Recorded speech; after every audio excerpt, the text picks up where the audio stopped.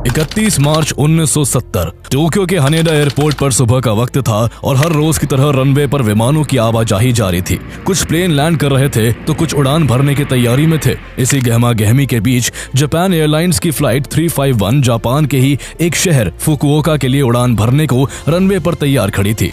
ये एक Boeing 727 plane था जिसमें 122 पैसेंजर्स और 7 क्रू मेंबर्स को मिलाकर कुल 129 लोग सवार थे। प्लेन में टूरिस्ट, बिजनेसमैन, यूनिवर्सिटी स्टूडेंट्स और डॉक्टर समेत हर तरह के लोग मौजूद थे। यानी अलग अलग जिंदगियां, अलग अलग कहानियां एक ही सफर पर सवार थी। इनमें पेप्सी कोला जापान के सीनियर एग्जीक्यूटिव हर्बर्ट ब्रिल और न्यूयॉर्क के Roman Catholic priest Father Daniel McDonald जैसे कुछ नामचीन लोग भी सवार थे। प्लेन की कमान कैप्टन शिंजी इशिदा के हाथों में थी। ठीक सुबह 7:33 पर फाइनल क्लियरेंस के बाद फ्लाइट 351 रनवे पर धूल उड़ाते हुए टेक ऑफ कर जाती है और कुछ ही देर बाद प्लेन हवा से बातें करने लगता है। सब कुछ बिल्कुल रूटीन के हिसाब से चल रहा था। माहौल सामान्य था और चेहरे शांत थे, लेकिन आने वाले खतरों की किसी को भनक तक नहीं थी। किसी को जरा सा भी अंदाजा नहीं था कि अगले कुछ मिनटों में ये उड़ान जापान के एविएशन हिस्ट्री की पहली और सबसे शॉकिंग हाईजैकिंग में बदलने वाली है। टेक ऑफ के कुछ ही मिनट बाद फ्लाइट 351 क्रूजिंग एल्टीट्यूड पर पहुंच जाती है, जहां बाहर सिर्फ रुई जैसे सफेद बादलों का समंदर नजर आ रहा था। विमान के भीतर सीट बेल्ट का साइन ऑफ होता है और पैसेंजर्स अपनी सीटों पर रिलैक्स होकर बैठ जाते हैं। कोई बातें करने में व्यस्त था, कोई अखबार के पन्ने पलट रहा था तो कोई खिड़की से बाहर कुदरत के खूबसूरत नजारों को निहार रहा था। कैबिन क्रू भी अपनी रूटीन सर्विस की ट्रॉली सजाने लगता है। चारों तरफ शांति का माहौल था, जैसे सब कुछ बिल्कुल नॉर्मल हो। लेकिन जैसे ही प्लेन जापान के सबसे ऊंचे और वोल्केनिक माउंटेन माउंट फूजी के ऊपर पहुंचता है, अचानक माहौल बदल जाता है। अचानक कैबिन की उस खामोशी को चीरते हुए ताकामारो तामिया नाम का एक आदमी अपनी सीट से तेजी के साथ खड़ा होकर कैबिन के बीचों बीच आता है और अपनी कमर से एक लंबी तलवार निकाल लेता है। उसकी आंखों में एक अजीब सा जुनून सवार था। जहां कुछ पैसेंजर्स ये देखकर डर गए तो वही कुछ को लगा कि शायद ये कोई सिरफिरा आदमी है। उन्होंने सोचा कि ये अकेला इंसान एक तलवार के दम पर इतने लोगों का भला क्या बिगाड़ लेगा और अगर जरूरत पड़ी तो वो लोग आसानी से उसे काबू कर लेंगे। लेकिन इससे पहले कि कोई अपनी सीट से हिलने की हिम्मत जुटा पाता, कैबिन के अलग अलग कोनों से एक एक करके 8 और लोग अपनी सीटों से खड़े हो जाते हैं। अब प्लेन के अंदर का मंजर पूरी तरह बदल चुका था। उन सभी के हाथों में घातक हथियार चमक रहे थे। किसी के पास पिस्टल थी, किसी के पास कुल्हाड़ी थी तो कुछ हमलावर अपने हाथों में पाइप बॉम्ब्स और हैंडगन्स लहरा रहे थे। ये देखकर पैसेंजर्स के होश उड़ जाते हैं और उनकी जान हलक में अटक जाती है। तभी विमान में एक भारी आवाज गूंजती है। यह आवाज 27 साल के उस ताकामारो तामिया की थी जो सबसे पहले तलवार लेकर खड़ा हुआ था और जो 9 लोगों में लीडर था। वो चिल्लाते हुए ये ऐलान करता है कि ये प्लेन अब हाईजैक हो चुका है और अगर किसी ने भी होशियारी दिखाने की कोशिश की तो इस प्लेन को बम से हवा में ही उड़ा दिया जाएगा। इतना सुनते ही पैसेंजर्स के बीच दहशत फैल जाती है। किसी की चीख निकल जाती है, कोई अपनी सीट से चिपक कर बैठ जाता है तो कोई बस सामने खड़े उन हथियारबंद लोगों को घूरता रह जाता है, जैसे उसे अब भी यकीन ना हो कि ये सब सच में हो रहा है। इस डर को और गहरा करने के लिए हाईजैकर्स भेड़ियों की तरह झपटते हुए मेल पैसेंजर्स को उनकी सीटों से कसकर रस्सियों से बांध देते हैं ताकि उनके प्लान में कोई रुकावट ना आए। अगले ही पल लीड हाईजैकर ताकामारो तामिया अपने साथियों के साथ धड़धड़ाते हुए सीधे कॉकपिट में घुस जाता है। हथियारों को देख कैप्टन शिंजी इशिदा के होश उड़ जाते हैं। बिना किसी वार्निंग के उनकी कनपट्टी पर पिस्तौल तान दी जाती है और उन्हें आदेश दिया जाता है कि इस विमान को तुरंत करीब 12,000 किलोमीटर दूर क्यूबा की तरफ मोड़ दिया जाए। इस तरह अब ये सिर्फ एक फ्लाइट नहीं रह गई थी, बल्कि ये एक चलती हुई कैद बन चुकी थी जिसमें 120 जिंदगियां दांव पर थी। लेकिन ये हाईजैकर्स कौन थे? वो प्लेन को हाईजैक कर क्यूबा क्यों ले जाना चाहते थे और क्या उनका ये खतरनाक प्लान सच में पूरा हो पाया? आइए जानते हैं रोमांच, ट्विस्ट और खतरों से भरी इस पूरी कहानी को जो किसी हॉलीवुड सस्पेंस थ्रिलर फिल्म से कम नहीं है। दरअसल हैरान कर देने वाली बात यह थी कि इस प्लेन को हाईजैक करने वाले कोई ट्रेंड आतंकवादी नहीं बल्कि यूनिवर्सिटी स्टूडेंट्स थे। उन 9 में से एक हाईजैकर तो महज 16 साल का हाई स्कूल स्टूडेंट था। इन्हीं में मोरियाकी वाकाबायाशी नाम का आदमी भी शामिल था जो उस समय के मशहूर जापानीज रॉक बैंड लेस रालीलेस डेनुडेस का बेस प्लेयर था। लेकिन आखिर ये स्टूडेंट्स इतने खतरनाक रास्ते पर क्यों उतर आए, ये समझने के लिए हमें उस दौर के जापान को समझना होगा। दरअसल वर्ल्ड वॉर 2 में एक्सिस पावर्स के हारने के बाद जापान को अलाइड पावर्स खासकर अमेरिका कंट्रोल करने लगा था और अमेरिका ने जापान में अपने सैन्य ठिकाने भी बना लिए थे। बदलते समय के साथ भी अमेरिका का जापान पर से कंट्रोल कम नहीं हुआ और इस वजह से 1960 और 1970 का दशक जापान के लिए भारी उथल-पुथल का समय साबित हुआ। जापान के लोगों के बीच अमेरिका के खिलाफ गुस्सा तेजी से बढ़ रहा था। लोगों को लग रहा था कि जापान की गवर्नमेंट अमेरिका की पपेट बन गई है और जापान में यूएस मिलिट्री बेसेस नहीं होने चाहिए। इस प्रोटेस्ट में सबसे आगे स्टूडेंट्स खड़े थे और पूरे जापान के यूनिवर्सिटी कैंपसेस जंग के मैदान बन चुके थे। इसी दौरान 1966 में एक Marxist student organisation communist league दोबारा एक्टिव हो चुका था और उसका सबसे ज्यादा रेडिकल ग्रुप कांसाई फैक्शन तेजी से उभरा। यही ग्रुप आगे चलकर खुद को रेड आर्मी फैक्शन कहने लगा और उसने वायलेंस का रास्ता पकड़ लिया। रेड आर्मी फैक्शन का मानना था कि जापान की गवर्नमेंट कैपिटलिस्ट और इंपीरियलिस्ट है और आम लोगों का एक्सप्लॉयटेशन कर रही है, इसलिए आर्म्ड रेवोल्यूशन के जरिए जापान को एक कम्युनिस्ट देश बनाना होगा। लेकिन उनका गोल सिर्फ जापान तक सीमित नहीं था, बल्कि ये लोग पूरी दुनिया में वर्ल्ड कम्युनिस्ट रेवोल्यूशन लाना चाहते थे। इसी सोच से इन्होंने इंटरनेशनल बेस थ्योरी बनाई, जिसके हिसाब से जापान के अंदर रेवोल्यूशन को कायम करने के लिए फॉरेन कंट्रीज में उनका स्ट्रॉन्ग बेस होना जरूरी था। इसी वजह से उन्होंने क्यूबा को चुना, जहां फिडेल कैस्ट्रो की कम्युनिस्ट गवर्नमेंट थी और अमेरिका के खिलाफ खड़ी थी। रेड आर्मी फैक्शन का प्लान था क्यूबा जाकर मिलिट्री ट्रेनिंग लेना और फिर वापस आकर जापान में आर्म्ड स्ट्रगल शुरू करना। 1970 की शुरुआत में इस पूरे हाईजैकिंग प्लान का मास्टरमाइंड तकाया शियोमी था, लेकिन मिशन को अंजाम देने से ठीक पहले शियोमी को गिरफ्तार कर लिया गया। लेकिन इसके बावजूद बाकी मेंबर्स पीछे नहीं हटे और उसी रेड आर्मी फैक्शन के इन 9 स्टूडेंट्स ने ताकामारो तामिया के नेतृत्व में 31 मार्च 1970 को इस फ्लाइट 351 को हाईजैक कर लिया। ये सिर्फ एक प्लेन हाईजैक नहीं था, बल्कि ये पूरी दुनिया को एक मैसेज था कि जापान की युवा अपनी आइडियोलॉजी के लिए किसी भी हद तक जा सकते हैं। जैसे ही हाईजैकर्स प्लेन के कैप्टन शिंजी इशिदा को आदेश देते हैं कि वो प्लेन को क्यूबा के हवाना की ओर मोड़ दे, तो कॉकपिट में अचानक मौत जैसा सन्नाटा छा जाता है। चूंकि हाईजैकर्स के हाथों में जानलेवा हथियार थे, इसलिए कैप्टन को अंदाजा था कि अगर उन्होंने उनकी बात नहीं मानी तो विमान में मौजूद हर इंसान की जान खतरे में पड़ सकती है। लेकिन दिक्कत ये थी कि हाईजैकर्स एक ऐसी डिमांड कर रहे थे जिसे पूरा करना इम्पॉसिबल था। दरअसल ये एक बोइंग 727 एयरक्राफ्ट था, जिसे short to medium distance flights के लिए डिजाइन किया गया था। टोक्यो से क्यूबा की दूरी करीब 12,000 किलोमीटर थी, जबकि एयरक्राफ्ट एक बार में मुश्किल से लगभग 4,720 किलोमीटर ही उड़ सकता था। साफ था कि उन कम्युनिस्ट स्टूडेंट्स को सिविल एविएशन की बेसिक लिमिट्स तक का अंदाजा नहीं था। जब कैप्टन इशिदा ये बात हाईजैकर्स को बताते हैं तो कुछ सेकंड्स के लिए वो शॉक्ड रह जाते हैं। उन्होंने ऐसा मोड एक्सपेक्ट नहीं किया था। अब उन्हें जल्द से जल्द प्लान बी सोचना था। कुछ देर की बहस के बाद वो नया फैसला लेते हैं कि अब इस प्लेन को नॉर्थ कोरिया के प्योंगयांग ले जाया जाएगा। उन्होंने नॉर्थ कोरिया को दूसरे ऑप्शन के रूप में इसलिए चुना क्योंकि वो जापान के काफी करीब था और खुद को एंटी इंपीरियलिस्ट स्टेट मानता था। इसके अलावा नॉर्थ कोरिया अमेरिका का खुला विरोधी भी है, इसलिए हाईजैकर्स को उम्मीद थी कि वहां उन्हें सेफ हेवन तो मिलेगा ही, साथ ही उन्हें मिलिट्री ट्रेनिंग भी मिल जाएगी और वो वापस जापान आकर अपने प्लान रेवोल्यूशन को अंजाम दे सकेंगे। लेकिन कैप्टन इशिदा किसी भी कीमत पर इस प्लेन को नॉर्थ कोरिया नहीं ले जाना चाहते थे। वो जानते थे कि नॉर्थ कोरिया के जापान के साथ डिप्लोमेटिक रिलेशंस नहीं हैं और दोनों देश एक दूसरे को दुश्मनी की नजरों से देखते हैं। इसलिए अगर एक बार विमान वहां पहुंच जाता तो पैसेंजर्स को वापस लाना काफी मुश्किल हो जाता। हालांकि विमान में उस वक्त इतना फ्यूल मौजूद था कि वो नॉर्थ कोरिया के प्योंगयांग पहुंच सके, लेकिन कैप्टन लीड हाईजैकर ताकामारो तामिया को ये झूठ कहते हैं कि प्लेन में नॉर्थ कोरिया तक जाने का फ्यूल नहीं है और प्लेन को रिफ्यूल कराने के लिए उसके ओरिजिनल डेस्टिनेशन फुकुओका में ही लैंड करना होगा। वो उन्हें यह भी लालच देते हैं कि अभी उनके पास नॉर्थ कोरिया के प्योंगयांग तक का मैप नहीं है और वो फुकुओका में उतरकर वहां का मैप भी ले सकते हैं। कुछ देर तक कॉकपिट में भारी सन्नाटा पसर जाता है। लीड हाईजैकर तामिया अपनी नंगी तलवार की धार को देखता है और फिर भारी मन से फुकुओका में लैंडिंग के लिए राजी हो जाता है।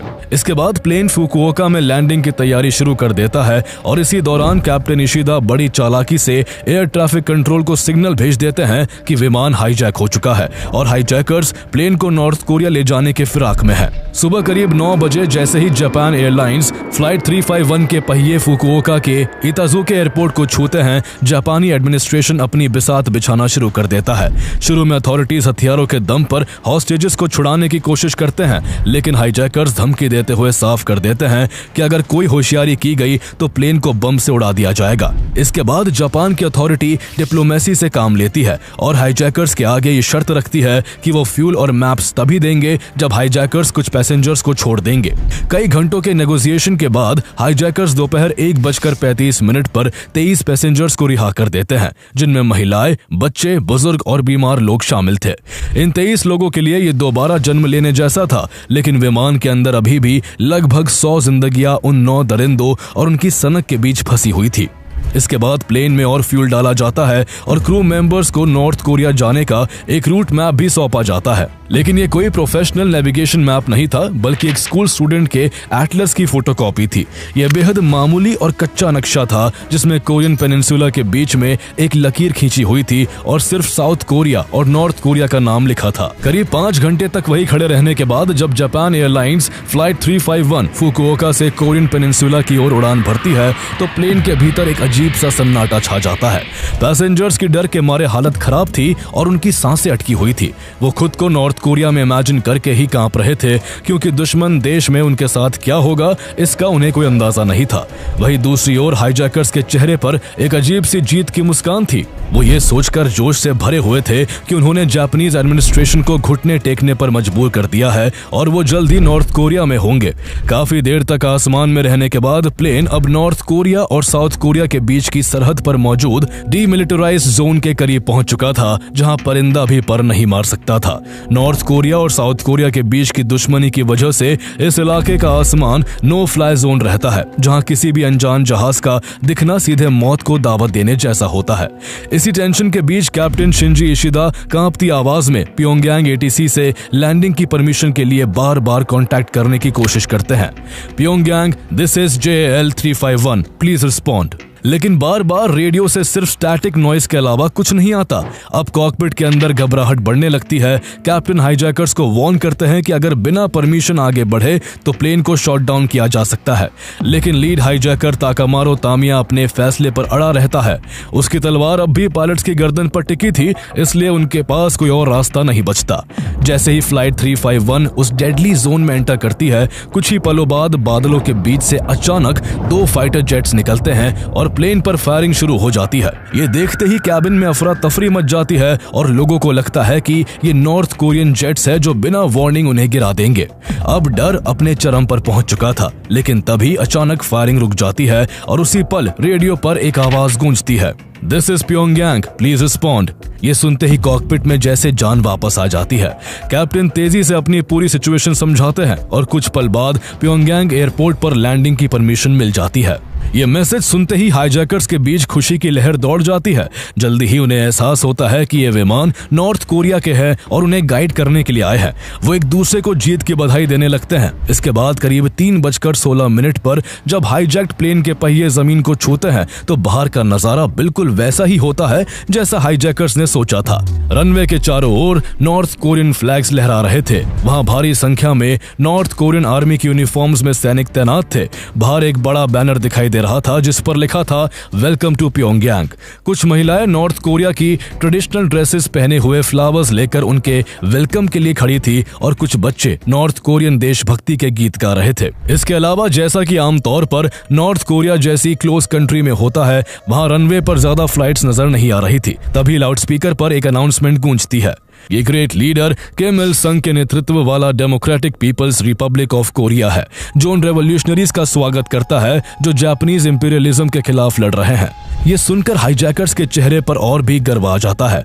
वो बेहद खुश थे कि उनके सपनों के देश में उनका स्वागत हीरोज की तरह किया जा रहा है। हाईजैकर्स के लिए ये उनकी क्रांति की सबसे बड़ी जीत थी। वो इतने ओवर एक्साइटेड थे कि वो तुरंत दरवाजा खोलकर बाहर कूदना चाहते थे। कुछ ही देर में एक गाड़ी प्लेन के पास आती है और एक ऑफिसर बाहर निकलकर हाथ हिलाने लगता है। वो उनके स्वागत के लिए वहां पहुंचता है और हाईजैकर से कहता है कि वो अब पूरी तरह सुरक्षित ठिकाने पर है और आराम से नीचे आ सकते हैं। इधर विमान के पूरे कैबिन के भीतर एक डरावनी खामोशी पसरी हुई थी। पैसेंजर्स का ये सोचकर बुरा हाल था कि वो एक दुश्मन देश में पहुंच चुके हैं और पता नहीं उनके साथ वहां कैसा सुलूक किया जाएगा। इसके बाद लीड हाईजैकर तामिया अपनी नंगी तलवार हाथ में लिए दरवाजे से सीढ़ियों पर उतरने लगता है, लेकिन तभी उसकी नजर अचानक कुछ ऐसी चीजों पर पड़ती है जिन्होंने उसके माथे पर पसीनों की बूंदें ला दी। वहां रनवे के एक कोने में एक फ्यूल ट्रक खड़ा था जिस पर दुनिया की मशहूर तेल कंपनी शेल का लोगो साफ चमक रहा था। तामिया ये देखते ही एक पल के लिए ठिठक जाता है। उसका दिमाग तेजी से दौड़ने लगता है कि एक कम्युनिस्ट देश में किसी वेस्टर्न कंपनी का इस तरह मौजूद होना लगभग नामुमकिन था। तामिया अब सतर्क आंखों से बारीकियों को खंगालना शुरू कर देता है। इस बीच उसे दूर एक हवाई जहाज खड़ा दिखाई देता है जिस पर नॉर्थ वेस्ट एयरलाइंस लिखा था, जो नॉर्थ कोरिया के एयरपोर्ट पर हो ही नहीं सकती थी। इसके बाद उसे एयरपोर्ट की बिल्डिंग के भीतर एक अफ्रीकन अमेरिकन सैनिक टहलते हुए दिखाई देता है। नॉर्थ कोरिया जैसी जगह पर अमेरिकी सैनिकों की मौजूदगी का मतलब सिर्फ एक ही था कि उन लोगों के साथ धोखा किया जा रहा है और वो लोग नॉर्थ कोरिया में नहीं है। इसलिए वो गुस्से से भर जाता है और एयरपोर्ट पर मौजूद अधिकारियों से कहता है कि अगर ये नॉर्थ कोरिया है तो उसे वहां के सुप्रीम लीडर किम इल संग की एक बड़ी सी पोर्ट्रेट दिखाई जाए। जैसे ही उसने ये डिमांड की, वहां मौजूद अधिकारियों के हाथ पैर फूल जाते हैं, क्योंकि असल में नॉर्थ कोरिया था ही नहीं बल्कि ये तो साउथ कोरिया था। और इस प्लेन को Japan authorities, south Korean agency और अमेरिकन इंटेलिजेंस एजेंसी CIA ने बड़ी प्लानिंग के साथ हाईजैकर्स को बेवकूफ बनाकर यहाँ लैंड कराया था। दरअसल ये विमान जब फुकुओका में था उसी वक्त जापान अथॉरिटीज और CIA ने ये प्लान तैयार किया था कि इस प्लेन को नॉर्थ कोरिया की जगह साउथ कोरिया उतारा जाएगा। इसलिए उन्होंने जानबूझकर पायलट्स को ऐसा मैप दिया था जिसमें नॉर्थ कोरिया के प्योंगयांग जाने के कोऑर्डिनेट्स नहीं थे, बल्कि उस नक्शे के साथ जापानीज अथॉरिटीज ने चुपके से कोने में एक सीक्रेट कोड लिख दिया था जिस पर मॉनिटर 1 to 1.5 MC लिखा हुआ था। सिविल एविएशन में 1 to 1.5 MC इमरजेंसी फ्रीक्वेंसी होती है। उसके साथ अटैच्ड नोट में साउथ कोरिया के सोल में लैंडिंग के इंस्ट्रक्शंस दिए गए थे। कैप्टन शिंजी इशिदा अथॉरिटीज के इशारे को तुरंत समझ गए थे और उन्होंने तुरंत इस फ्रीक्वेंसी को सेट कर लिया था और पूरे रास्ते वो बस ड्रामा करते रहे जैसे वो सचमुच नॉर्थ कोरिया जा रहे हैं।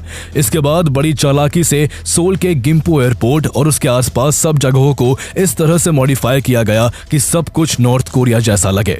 यहाँ तक कि जिन फाइटर जेट्स ने उस प्लेन पर फायर किया था वो भी साउथ कोरिया के ही जेट्स थे, जो नॉर्थ कोरिया जैसा डर दिखाकर इस ब्लफ को और भी ज्यादा ऑथेंटिसिटी दे रहे थे। लेकिन इतनी सारी तैयारी के बावजूद वो नॉर्थ कोरिया के डिक्टेटर किम इल संग की बड़ी पोर्ट्रेट रखना भूल गए थे। इसलिए जब तस्वीर को एयरपोर्ट पर लाने में काफी ज्यादा समय लगा, तब तक हाईजैकर्स का शक यकीन में बदलता जा रहा था। इस बीच एक हाईजैकर ने वहां खड़े एक सोल्जर से इंग्लिश में पूछा कि क्या ये सोल है, तो घबराहट और जल्दबाजी में उसके मुंह से यस निकल गया। यानी शक की अब कोई गुंजाइश नहीं बची थी। वो अब जान चुके थे कि वो अब साउथ कोरिया में हैं और जिस एयरपोर्ट को नॉर्थ कोरिया के प्योंगयांग की तरह सजाया गया है वो असल में सोल का गिम्पो एयरपोर्ट है। धोखा खाने के बाद गुस्से से तमतमाते हुए हाईजैकर्स का लीडर तामिया दहाड़ते हुए चिल्लाया, वापस जाओ, दरवाजा बंद करो, ये नॉर्थ कोरिया नहीं साउथ कोरिया है। प्लान को फेल होता देख साउथ कोरियन अथॉरिटीज ने अपना सिर पकड़ लिया। इतनी मेहनत और शानदार प्लानिंग महज एक तस्वीर की वजह से फेल हो गई।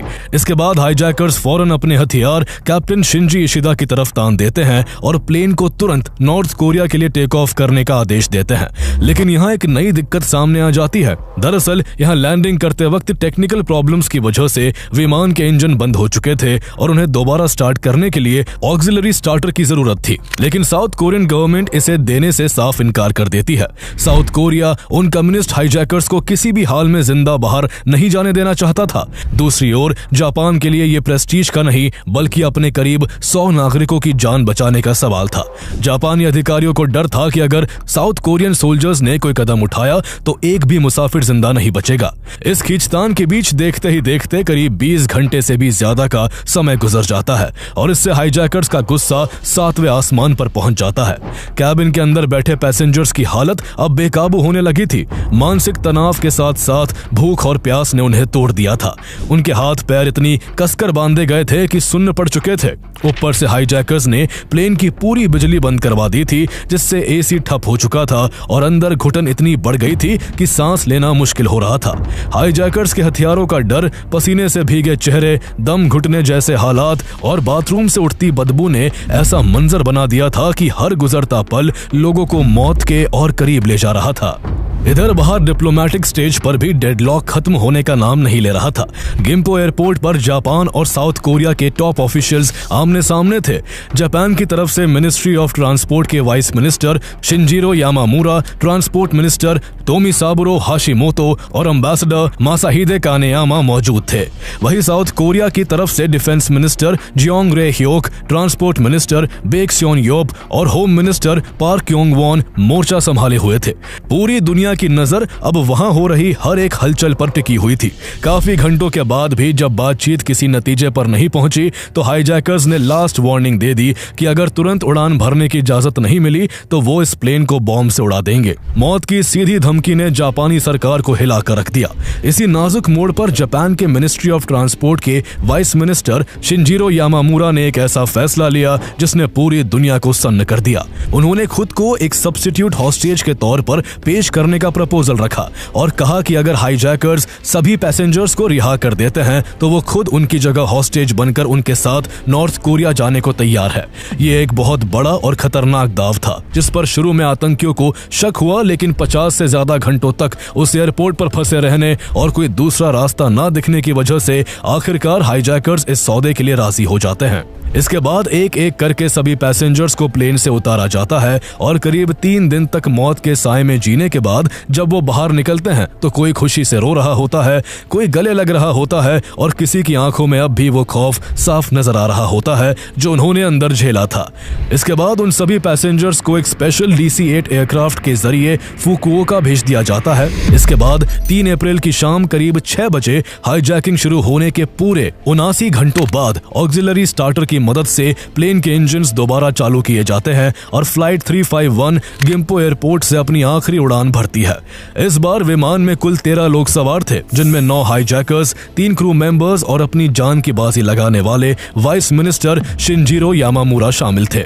करीब 1.25 घंटे के सफर के बाद आखिरकार शाम 7:20 पर यह विमान नॉर्थ कोरिया के मिरिम एयरपोर्ट पर लैंड करता है। हाईजैकर्स अपनी मंजिल तक पहुंच चुके थे, लेकिन यामामूरा और क्रू मेंबर्स के लिए असली परीक्षा अब नॉर्थ कोरिया की उस अनजान बंद दुनिया में शुरू होने वाली थी। विमान लैंड होने के बाद नॉर्थ कोरियन ऑफिशियल्स ने एक सख्त शर्त रखी कि सभी हाईजैकर्स को अपने हथियार विमान के भीतर ही छोड़कर निहत्थे बाहर आना होगा। जैसे ही आतंकियों ने अपने हथियार सरेंडर किए, एक ऐसा सच सामने आया जिसने पूरी दुनिया को हैरान कर दिया।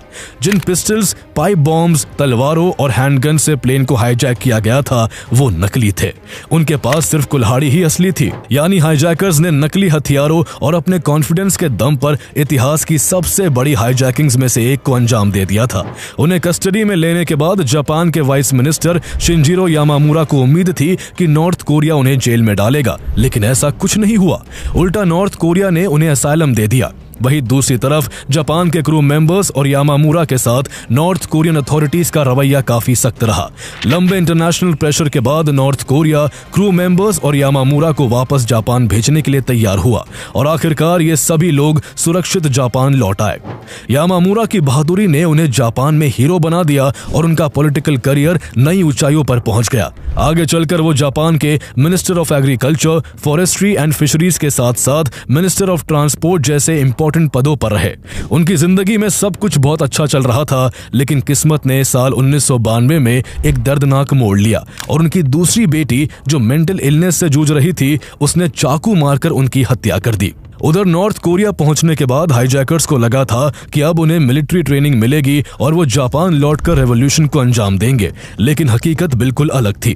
शुरुआत में उन्हें इंटरनेशनलिस्ट कॉमरेड्स कहकर सम्मान जरूर दिया गया, लेकिन धीरे धीरे उनकी क्रांति की आग ठंडी पड़ गई। उन्हें प्योंगयांग के पास एक खास जापानीज विलेज में बसाकर वही सीमित कर दिया गया, जहां वो नॉर्थ कोरिया के सख्त नियमों के बीच जिंदगी गुजारने लगे।